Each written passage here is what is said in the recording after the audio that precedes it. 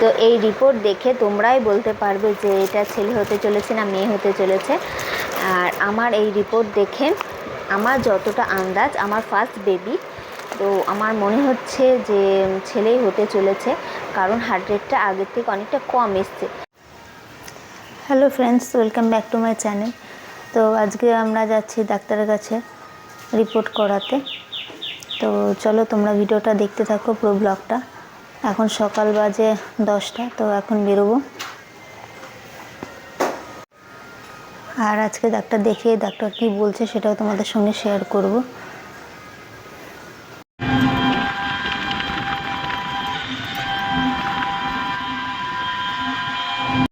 এই যে আমি চলে এসেছি এখন রিপোর্ট করাতে, বোলপুর নার্সিংহোমে আমি দেখাচ্ছি, ওখানে ডক্টর দেখাচ্ছি। তো এই যে মায়ের সঙ্গে এখন চলে এসেছি, আজকে সব রিপোর্ট করে দেখবো আর তোমাদেরকে সেটাই শেয়ার করব। চলো, এই যে সকালবেলা দেখো টিফিনে আমি খাই যেগুলো, সেগুলো তোমাদের সঙ্গে শেয়ার করছি। দুধ চা, চাটা খুব কমই খাই, মা বাবার জন্য করে চা। আর আমি এই দেখো ড্রাই ফ্রুটগুলো ভিজিয়ে খাই। এটা হচ্ছে সকালের আমার টিফিন। বাড়ি এসে দেখছি যে আমার দিদা দাদু এসছে রসুলপুর থেকে, আর আমাদের জন্য দেখো আমাদের ভালো ফেভারিট যে খাবার সেটা নিয়ে এসছে। ওখানকার পরোটা আর এই যে ঘুগনি তরকারি নিয়ে এসছে। ওখানকার এই পিঠাই পরোটা এত সুন্দর লাগে আমার। তো দিদাকে বলা হয়েছিল কখনো যে ভালো লাগে বলে দিদা নিয়ে চলে এসছে। এই দেখো এই তরকারিটা আর ওইটা নিয়ে এসছে। আর সঙ্গে এই যে ট্রেনের মধ্যে সোনপাপড়ি। আমি প্রেগনেন্সিতে কী কী খেয়েছি সেটাই একটু তোমাদের সঙ্গে শেয়ার করছি। যেমন এরকম ছোট ছোট কুচো মাছ, এই যে চিংড়ি মাছ দেখতে পাচ্ছ নদীর, আর এই যে ছোট ছোট মাছ, এগুলো খেলে প্রচুর তোমার বাচ্চার জন্য খুব ভালো।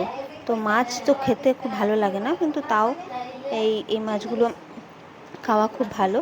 তো মা এই মাছগুলোই বাছছে, দেখতে পাচ্ছ। এই মাছগুলো খাই প্রেগনেন্সিতে। আর হচ্ছে এই দেখো এই এক ধরনের মাছ, যেটা খুবই পুষ্টিকর এবং স্বাস্থ্যকর জ্যান্ত মাছ, মাগুর মাছ আর কই মাছ, তারপরে শিঙি মাছ, এগুলো খাওয়া তো খুবই ভালো। তো এই দেখো আমার দিদা কাটতে শুরু করে দিয়েছে মাছ। দেখো কত মানে লাফালাফি করছে মাছটা। এই হচ্ছে আমার দিদা, মাছ কাটতে খুব ভালোই পারে। তো এই জ্যান্ত মাছের ঝোল খাওয়া খুব ভালো প্রেগনেন্সিতে, তো মাছটা খেতেও খুব ভালো লাগে আমার। তো দিদা এই মাছগুলোকে কেটে নিচ্ছে। প্রেগনেন্সিতে আমি মোটামুটি এই ছোট মাছ, রুই মাছ, কাতলা মাছ আর এই ধরনের মাছগুলোই বেশি খেয়েছি, কই মাছ, এই ধরনের মাছগুলো। আর ফ্রুটের মধ্যে দেখো, যেহেতু আমার গ্রীষ্মকালে হয়েছে প্রেগনেন্সির জার্নিটা, যেমন আম, কাঁঠাল, তারপরে তরমুজ, তারপরে মৌসম্বি, এই জাতীয় ফলগুলো বেশি খাওয়া হয়েছে। তারপরে এই তো মাঝে মাঝে সকাল দিকে এরকম লুচি আর এরকম ডাল পাতলা, এটাও খেয়েছি। সঙ্গে কোনোদিন আমি ভাতও খেয়েছি, এরকম সেদ্ধ ভাত। আর সন্ধে হলেই কিছু না কিছু খেতে মন হয়, তো একদিন সন্ধেবেলায় এই দেখো ম্যাগি করে নিচ্ছি ডিম দিয়ে। আরও আমার দিদির ছেলেরা এসেছিলো, মামার ছেলে এসেছিলো, তো সবাই মিলে আমরা এরকম একটা বৃষ্টির দিনে ম্যাগি খাচ্ছিলাম। তো ম্যাগিটা দেখো আমি ভেজে নিচ্ছি এখানটায়। ম্যাগি ভাজা হয়ে গেলে সবাইকে আমি বাটিতে বাটিতে করে দিয়ে দেবো, আর সেটাই তোমাদের সঙ্গে শেয়ার করছি। পুরো ব্লগটা দেখতে থাকবে, খুব ভালো লাগবে।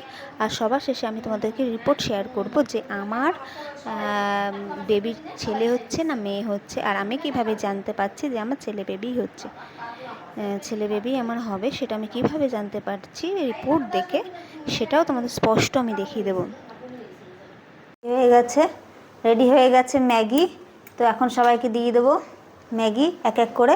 নে তুই কোনটা নিবি? চলো বনি বনি বনি, নাও খেয়ে বলো কেমন হয়েছে। আর এইটা আমার, আর এখানে ক্যামেরা ধরে আছে ভম্বুল ভাইয়ের একটা।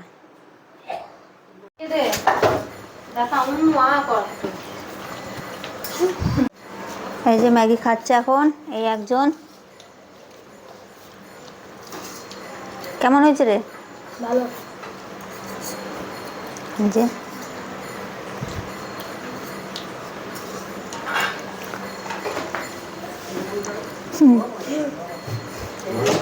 এটা সন্ধ্যাবেলা টিফিন খেয়ে নিচ্ছে ম্যাগি, আর ওদিকে মুড়ি মাখা হয়েছে চপ দিয়ে।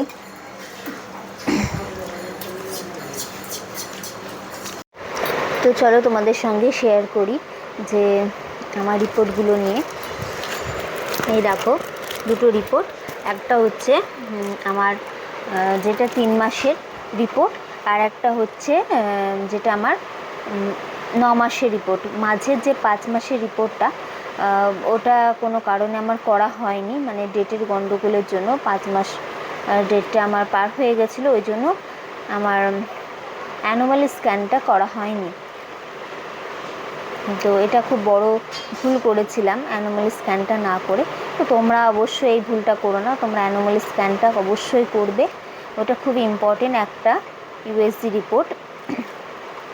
তো যেহেতু আমার 3 মাসের আগে মানে 2 মাসে আর একটা আর 3 মাসে মানে পরপর দুটো রিপোর্ট করা হয়ে গেছিলো, তারপরে একটু গণ্ডগোলের কারণে আমার 5 মাসের ডেটটার জন্য রিপোর্টটা করানো হয়নি। ঠিক আছে, পরবর্তীকালে আবার গেছিলাম, তো ডক্টর বলেছে আর করার দরকার নেই, একদম লাস্ট ডেলিভারি হওয়ার আগে রিপোর্ট করলেই হবে। তো তোমাদের ফার্স্টের রিপোর্টটা দেখায়। এই হচ্ছে আমার ফার্স্টের 3 মাসের রিপোর্টটা, যেটা এনটি স্ক্যান। তো এনটি স্ক্যানের রিপোর্টে যেটা আমার বেবির যেটা হার্ট রেট বলে, বেবির হার্ট রেটটা তোমাদের সঙ্গে শেয়ার করি যে আমার কত ছিল। তখন আমি এটা করেছিলাম যখন সেটা ছিল 16 উইকস 1 ডে। তো 16 উইকে আমার বেবির হার্ট রেট কত ছিল সেটা তোমাদের সঙ্গে শেয়ার করছি। এইটা হচ্ছে দেখো আমি তোমাদের যেটা বললাম 16 উইকস 1 ডে, এখানে আমার বেবির হার্ট রেটটা যেটা ছিল সেটা দেখো 146, দেখতে পাচ্ছ তোমরা, এটা হচ্ছে আমার বেবির ফার্স্ট হার্ট রেট। তো এতটাই কম এসছে, আর কম থাকলে তো তোমরা জানো কি হয়, হার্ট রেটটা যদি বাড়ে দিন দিন তাহলে নাকি মেয়ে হয়, আর হার্ট রেট যদি আগের থেকে কমে আসে তাহলে নাকি ছেলে হয়। তো আমার ফার্স্ট ইউএসজি রিপোর্টে ছিল 146 হার্ট রেট ছিল। তো এটা হচ্ছে আমার ফার্স্ট রিপোর্ট। আর তারপরে হচ্ছে সেকেন্ড রিপোর্টটা দেখায় তোমাদের, এটা হচ্ছে আমার সেকেন্ড রিপোর্ট। এটা হচ্ছে আমার সেকেন্ড রিপোর্ট। তো সেকেন্ড রিপোর্টে তোমাদের দেখায়, দেখতে পাচ্ছ আমার প্ল্যাসেন্টা ছিল ফান্ডো অ্যান্টেরিয়র, ফান্ডো অ্যান্টেরিয়র। তো এটা হচ্ছে আমার প্ল্যাসেন্টা। তো আর এখানে হচ্ছে আমার বেবির যেটা ওয়েট এসছে অ্যাপ্রক্স 35 উইকসে, যেটা অ্যাপ্রক্স ওয়েট এসছে সেটা হচ্ছে দেখো 2536, প্লাস মাইনাস আছে 375 গ্রাম। তো এই হচ্ছে এখন আপাতত বেবির ওয়েট। তো ডেলিভারি হয়ে যাওয়ার পর তোমাদেরকে সমস্তটা দেখাবো।